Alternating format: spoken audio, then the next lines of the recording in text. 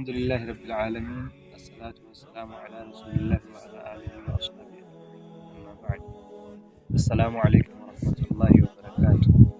من إسلام كابا كبان إيهاف بري الدنيا قوتر كان غمنا استي كان غما مرتي كيسانو نجين ربي بكم جرتني تيسنا لكم جيجا إرد الديبو أنا ملي. السلام عليكم ورحمة الله وبركاته.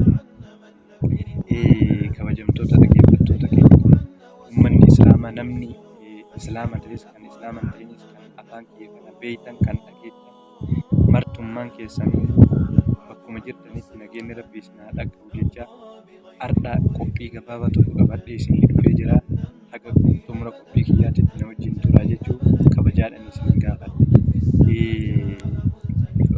كما بيكم بيرو أما كان كيساتي الدنيا كأنها كان كيسا أدلين بيا تكاوس بيو مبوتو كيسا أدلين دبا بيجرا باكا تكا كناف أدلين دبامون ilmi namaa ija tokko laalamuun dhabamuun, ilma namaa ija tokko laaluu dhabuun, ilma namaa kaan ol qabanii kaan gadi qabuun, gosummaa wal qooduun, biyyummaa wal qooduun, shanyummaa wal qooduun, akkasumas kun gabaabaa kun dheeraa jedhanii kanaan wal qooduun addunyaa kana harkaa diigaas jira.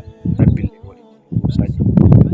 Kanaaf nama irraa eeggatu Rabbi nu haa taasisu jecha waan akkanaa kana irraa eeggatuun, irraa tasgabbaa'uun, irraa sirraa'uun waan kana sirriitti barbaachisaadha.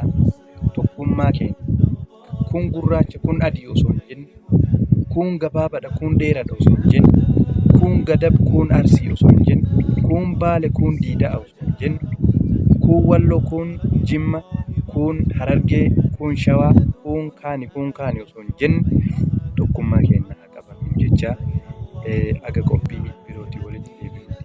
Assalaamu alaikum warahmatullahi wabarakatuh.